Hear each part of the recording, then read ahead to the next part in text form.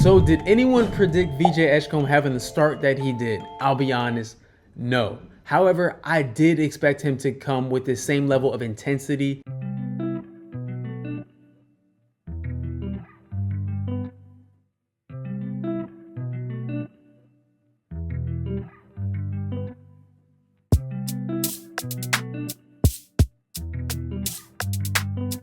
What's good, YouTube? Welcome to another episode of Wrong vs. Right. I'm your host, Jay. If you're new to the channel, be sure to subscribe below and hit that button. Today, we're talking about the 76ers, who have been on a tear. I know they have a game tonight against the Orlando Magic, and hopefully they don't embarrass me by just having a completely lackluster performance. But I'm talking about the two games thus far against the Boston Celtics in Boston and the Charlotte Hornets at home in Philadelphia. I'm gonna break this video down into a few different segments. So first, we're gonna talk about the importance of the role players for the Sixers. They have been amazing so far.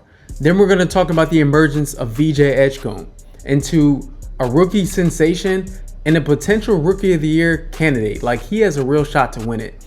Then we're gonna talk about Tyrese Maxey, Joel Embiid, and then we're gonna talk about the one thing, the big difference between the Sixers of this year and the Sixers of last year that sets them apart and really gives them a chance to compete in the playoffs. So look, the 76ers are a deep team this year.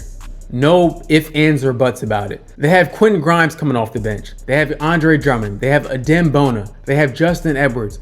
They have Jared McCain when he comes back.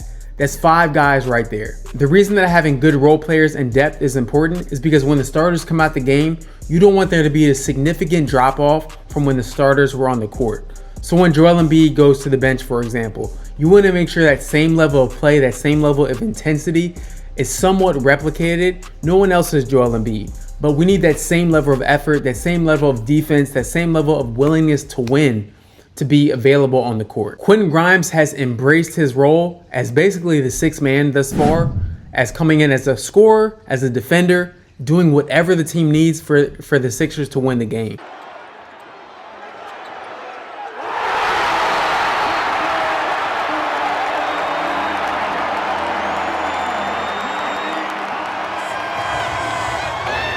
Andre Drummond, he didn't have a great game against Boston, but against the Charlotte Hornets, he was aggressive and he showed fight. Andre Drummond was dedicated to getting the offensive rebound, the defensive rebound, the putback dunk. He was dedicated. And that's the kind of fight that you need if you want to win games in the regular season and in the playoffs. Because ultimately, that's the goal for the Sixers, to make the playoffs and to win in the playoffs. Guys like Justin Edwards, guys like Dominic Barlow, they've all contributed. Dominic Barlow more so in the Boston Celtics game, getting offensive rebounds, getting defensive rebounds, playing great defense. Just being active, making the hustle plays that not a lot of guys want to make. He was showing that he really wants to win this game and he wants to contribute to the team. Kelly Oubre even, he's been playing great defense, being active on defense, putting down clutch shots in the fourth quarter against the Boston Celtics. These are super important, and having great role players who don't get discouraged, who give their all anytime they have the opportunity, I think that shows that they believe in their coach and that they're willing to do whatever it takes to win basketball games. Moving along to VJ Edgecombe. So did anyone predict VJ Edgecombe having the start that he did? I'll be honest, no. However, I did expect him to come with the same level of intensity. This guy is as confident as they come, and he's going to be a star in this league. The most points in the NBA debut since Wilt Chamberlain. I mean, you really need to understand how significant that is. I mean, outscoring Allen Iverson with 34 points. That is a huge accomplishment. I know people love to say it's one game, but you got to think it's your debut game. So your debut game is different than one game. Like, that is his first game against NBA competition where it counts. So that is significant and it needs to be applauded, and we can't just ignore it like it's nothing, like it's just one game. It is technically one game, but it's his first NBA game, and it's up there with Wilt Chamberlain, Allen Iverson. Those are Hall of Fame caliber guys right there. But VJ has proven that he's a guy that does whatever it takes to win basketball games as well. If he's needed to score, if he's needed to rebound, if he's needed to make assists, defend, he's shown that he's willing to do that. He's the generator. By the way, is that his nickname or not? What are we going to call VJ and Tyrese Maxey? I love the TJ Maxx nickname, but ultimately I think it's up to the players.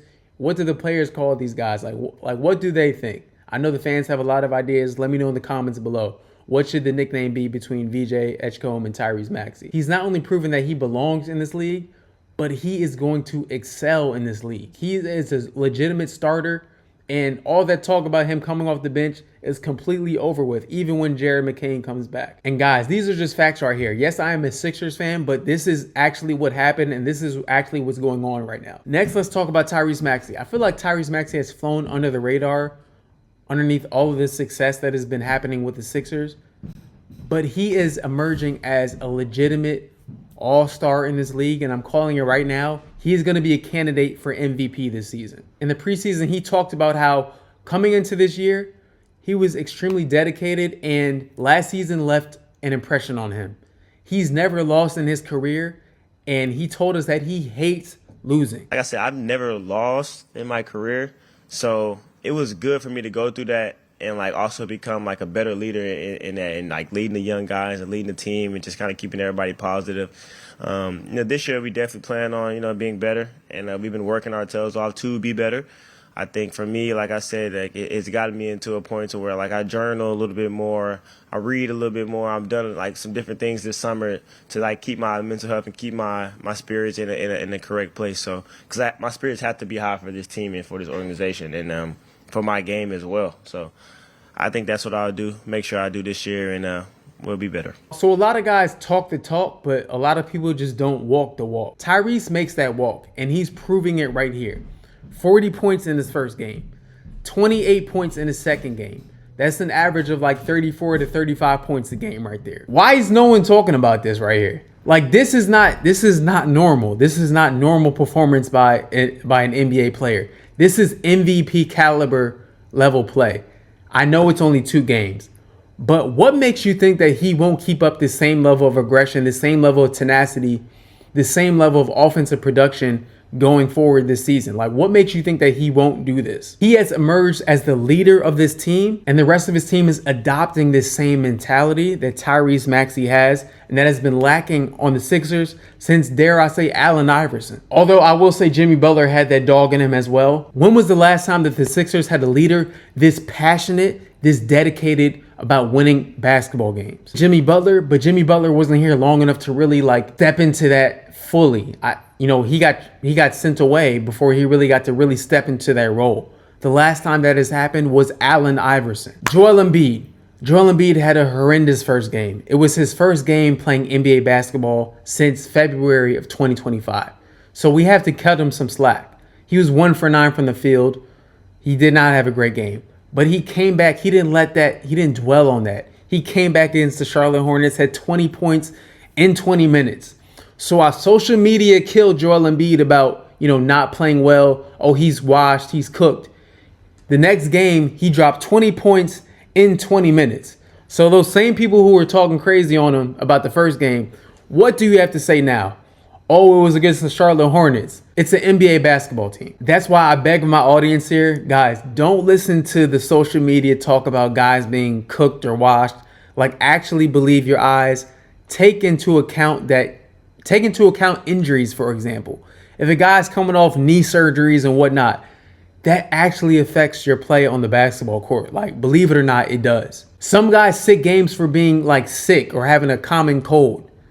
Some guys come back from injury, from knee surgeries, and go out and play 20 minutes and score 20 points in their 20 minutes. That is not normal in the NBA. That is exceptional performance by NBA basketball player. This is not me gassing it. This is not me over-exaggerating. This is facts. And lastly, the primary difference between this season and last season for the 76ers is their fight. It's as simple as that. And I think it stems from Tyrese Maxey saying that every time you play the 76ers, you know what you're going to get. You know what team you're going to play. You know what type of intensity they're going to bring. If your leader, if your best player is coming with that mentality, it's infectious. If you see your top draft pick playing with the same intensity, the same dedication to win, you almost stand out if you don't play with that same intensity. It's like you're looked at like, what is this guy doing? He's not playing as hard as us. That is what Tyrese Maxey and VJ Edgecombe have infused into this team, and it is contagious amongst all the players. That is why they're winning basketball games. Last season, they would have lost both of these games. It has become infectious. Tyrese Maxey has instilled great winning habits into the 76ers franchise. And another thing, guys, Paul George hasn't even come back to the lineup yet. Maybe he'll come back on Monday, which is today. But I think the Sixers' performance so far has solidified my prediction of the Sixers being a top 5 team in the East this coming season, or this season. And it starts at the top. It starts with your best player and their mentality. The Sixers' best player right now is Tyrese Maxey. But let me know your thoughts down below in the comments. Be sure to subscribe to the channel if you're new. Everybody can't be wrong, but everybody can't be right. I'm out.